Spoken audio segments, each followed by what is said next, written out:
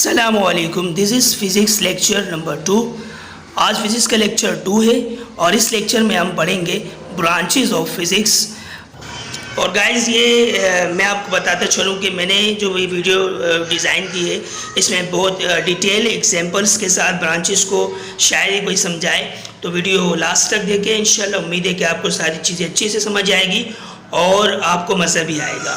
ठीक है, तो आइए हम लेक्चर की तरफ पढ़ते हैं। तो गाइस सबसे पहली ब्रांच जो मैंने इसमें रखी है वीडियो में वो है mechanics. It deals the motion of objects with और विदाउट रेफरेंस ऑफ फोर्सेस। अगर मैं इसकी वजाहत करूँ तो वो सिंपल है कि बेसिकली हम मैकेनिक्स में फ़िज़िक्स की ऐसी ब्रांच है जिसमें जस्ट मोशन को डील करते हैं, यानी वो ब्रांच जो मोशन ऑफ ऑब्जेक्ट्स को बताए। ठीक है, अब इसमें एक लफ्ज़ ऐड किया गया है कि विथ और विदाउट रेफरेंस ऑफ फोर्स, चाहे उसमें कोई फोर्स इन्वॉल्व हो या ना हो, दोनों सूरतों में वो मैकेनिक्स में आएगा। जैसा कि हमारे पास एग्जांपल है कार की। ठीक है, नेक्स्ट ब्रांच है हमारे पास electricity. It deals the phenomena and effects related to electric charges। यानी कि यहाँ हम इलेक्ट्रिक चार्जेस के बारे में पढ़ते हैं, वो तमाम उनके क्या क्या असरात है, वो क्या फेनोमेनस है उनके बारे में। जैसा कि आप देख सकते हैं यहाँ पे मैंने लिखा है लाइक, सेम और डिफरेंट, क्योंकि आपको ये फेनोमेना पता होना चाहिए कि सेम चार्जेस जब आते एक दूसरे को रेपेल करते हैं, डिफरेंट चार्जेस एक दूसरे को अट्रैक्ट करते हैं। तो वे सारी चीज़ें हम इलेक्ट्रिसिटी के अंदर पढ़ते हैं। तीसरी ब्रांच हमारे पास है solid state physics. It deals the structure and properties of solid material. ये बहुत सिंपल है, यानी कि ऐसी तमाम सॉलिड अशिया जिनमें दो चीज़ें पाए देखी जाए, सिर्फ उसका स्ट्रक्चर कैसा है, उसकी क्या क्या खसूसियत है, चाहे वो फिर लकड़ी हो, चाहे वो लोहा हो, चाहे वो प्लास्टिक हो, चाहे वो जितनी भी सॉलिड मटेरियल है, उनका हम सिर्फ स्ट्रक्चर और उसकी प्रॉपर्टीज़ यानी खसूसियत को देखते हैं, शक्ल कैसी है और वो क्या क्या खूबियाँ रखती है।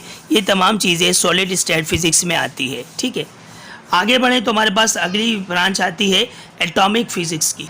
ये भी बिल्कुल वैसी है जब भी मैंने इसके फ़ौरन बाद रखी है। It also deal the structure and properties of atom. यहाँ सिर्फ बात हो रही है एटम की, इसलिए इसको मैंने पर्पल कलर दिया है, हाईलाइट किया है। ये भी स्ट्रक्चर बताती है कि एटम की शक्ल कैसी है, एटम किस शक्ल का है, या फिर उसकी खसूसियात क्या क्या है। लेकिन यहाँ अगर मैं बात करूँ, इन दोनों में अगर थोड़ा डिफरेंस बयान करूँ, तो ये जस्ट एटम के बारे में बताता है और वो किसी भी ऑब्जेक्ट जो सॉलिड है उसके बारे में बताता है। नेक्स्ट ब्रांच है nuclear physics. It deals the structure, properties and reaction of nuclei of atom. अगर हम इस ब्रांच की बात करें तो यहाँ पे हमें भी तीन चीज़ें मिल रही है। एक तो स्ट्रक्चर, उसकी यानी शक्ल, खसूसियात और रिएक्शन। किन चीज़ों का?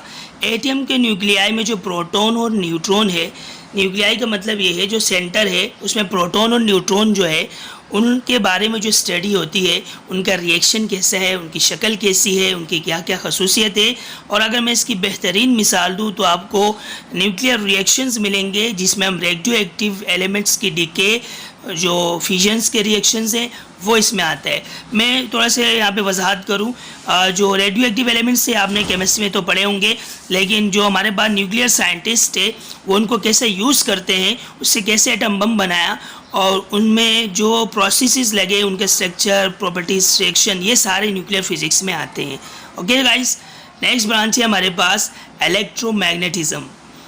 It deals the observations, principles, laws and methods related to electricity and magnetism। ये जो ब्रांच है हमारे पास इलेक्ट्रोमैग्नेटिज्म की, इसमें हम सबसे पहली चीज़ आ रही है हमारे पास ऑब्जर्वेशन, यानी वो चीज़ें देखते हैं, कौन सी चीज़ें हम मुशाहिदा करते हैं चीज़ों की और उन उसूलों की स्टडी करते हैं, प्रिंसिपल्स या उन कवानीन की स्टडी करते हैं, या फिर उन मेथड्स की स्टडी करते हैं जो हमारे पास इलेक्ट्रिसिटी और मैग्नेटिज्म में मौजूद होती है। जैसे कि अगर आप पंखे पर गौर करें तो आप देखते हैं कि पंखा घूम रहा है, सर्कुलर मोशन में है। अब सवाल ये पैदा होता है कि हम बिजली की तार को अगर छूते हैं या हाथ लगाते हैं तो हमें तो करंट लगता है, तो ये पंखा घूम कैसे रहा है? क्योंकि बाद स्टूडेंट्स कहते हैं कि इसको इलेक्ट्रिक दी जा रही है, बिजली दी जा रही है, इसलिए घूम रहा है। लेकिन यहाँ जो फिनोमेना ऑब्जर्वेशन या प्रिंसिपल लॉस को अगर हम देखें वो ये है कि इसके अंदर अगर आपने गौर किया हो, कभी पंखा खोल के देखा हो, तो इसमें कॉइल नज़र आएंगी आप लोगों को, और ये सारी कॉपर की कॉइल होती है।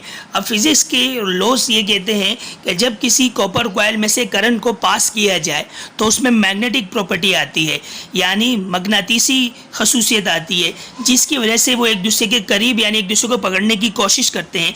लेकिन चूँकि उसको इस तरह डिज़ाइन किया गया है कि पकड़ना मुश्किल होता है, इसलिए वो एक की तरफ, वो दूसरे की जानिब, वो तीसरे की जानिब चलता जाता है और यूं पंखा हमें गोल घूमता हुआ दिखता है।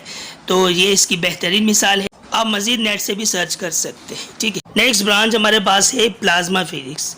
ये बहुत इंपॉर्टेंट ब्रांच है और इसमें हम क्या करते हैं, it deals the highly ionised atom which forming a mixture of bare nuclei, ठीक है। यानी ये वो फिज़िक्स की ब्रांच है जिसमें हम हाईली आयनाइज एटम पढ़ते हैं, के बारे में डील करते हैं, उसका जो मिक्सचर होता है। अब हाईली आयनाइज एटम क्या कहलाते हैं? जब भी कोई एटम इलेक्ट्रॉन देता है या लेता है, यूँ समझिए कि जब वो रिएक्शन के लिए जब भी कोई इलेक्ट्रॉन अपने से या तो खारिज करता है या फिर ऐड करता है तो वो आयनाइज्ड हो जाता है, ठीक है। लेकिन यहाँ बात हो रही है हाईली आयनाइज, यानी बड़े पैमाने पर अगर कोई एटम ऐसा करे तो वो हाईली आयनाइज कहलाएगा, ठीक है। अगली चीज़ है विच फॉर्मिंग अ मिक्सचर। गाइज यहाँ जो मिक्सचर है इस पर मैं थोड़ा सी वजाहत करूँ। ये मिक्सचर है मिक्सचर ऑफ बेयर न्यूक्लियाई, यानी ऐसा मिक्सचर बनाएगा जिसमें कोई इलेक्ट्रॉन नहीं होगा, विदाउट इलेक्ट्रॉन, ठीक है। इसकी बेहतरीन मिसाल यहाँ पर आपको दूंगा नियॉन या जियोन साइन ट्यूब्स की, जो कि टेलीविज़न में इस्तेमाल किए जाते हैं। इनके और भी बहुत सारी यूजेस है। आप नेट से सर्च करेंगे मज़ीद डिटेल में कि what is neon sign tubes, तो आपको इंशाल्लाह डिटेल में बता देंगे। चूँकि मेरे पास लेक्चर लंबा हो जाएगा इसलिए मैंने सिर्फ एग्जांपल आपको दे दिए और बता भी दिया कि इसका यूज़ है। ये टेलीविज़न के अंदर जो ट्यूब्स लगते हैं वो नियॉन साइन ट्यूब्स कहलाते हैं, ठीक है। और नेक्स्ट ब्रांच अब जो रखी है वो एस्ट्रोफिज़िक्स है। और एस्ट्रोफिज़िक्स बेसिकली बहुत सिंपल है। It deals the study of astronomical bodies like moon, stars, ETC। यानी हमारे पास जो फल्कियाती अजसाम है, जैसा कि मून है, स्टार है, सूरज यानी सन है, और अर्थ भी आएगा, प्लैनेट्स और स्टार जितने भी है, इसकी स्टडी करते हैं एस्ट्रोफिज़िक्स में। तो इसलिए इसकी मिसाल सिंपल थी। नेक्स्ट है हमारे पास biophysics which is most important. It deals that how physics applies to the processes of biology. ये डेफिनेशन ज़रा बुक से हट कर है, इसलिए मैंने इस पर एग्जांपल भी आपको थोड़ी सी डिफरेंट दी है ताकि बायोफिज़िक्स सिंपली समझ आ जाए आपको। और यानी बायोलॉजी के जो प्रोसेस में फ़िज़िक्स यूज़ हो रही है वो कहलाती है बायोफिज़िक्स में। जैसे कि example of biophysics is explaining how birds fly, कि अगर हम इसकी डेली लाइफ में एग्जांपल देखें तो हम देखेंगे कि किस तरीके से परिंदे उड़ते हैं। और अब ये तो बिल्कुल नहीं कहूँगा कि हम उनके पर को देख रहे हैं, हम ये देख रहे हैं कि परिंदा चूँकि एक एनिमल है वो बायो में आता है, और अगर हम उसमें फ़िज़िकल टर्म लगाते हैं यानी बायोफिज़िक्स में, तो इसके अलावा इंसान भी, चूँकि हम भी animal, we are animal according to science. तो आजकल जो लेटेस्ट टेक्नोलॉजीज़ है, चाहे वो लैब में इस्तेमाल हो रही है, जो फिज़िकल इंस्ट्रूमेंट्स है, या जो फिज़िक्स के टेक्निक्स है, जो लॉज है, टेक्निक्स वगैरह है, जो बायो में अप्लाई हो रहे हैं, तो वो कहलाती है हमारे पास बायोफिज़िक्स से। इसलिए मैंने यहाँ पर लिखा है कि physics apply to the processes of biology. उम्मीद है दोस्तों कि आपको वीडियो पसंद आई होगी और मेरे साथ रहिए। Thanks a lot for watching. For more updates subscribe and click on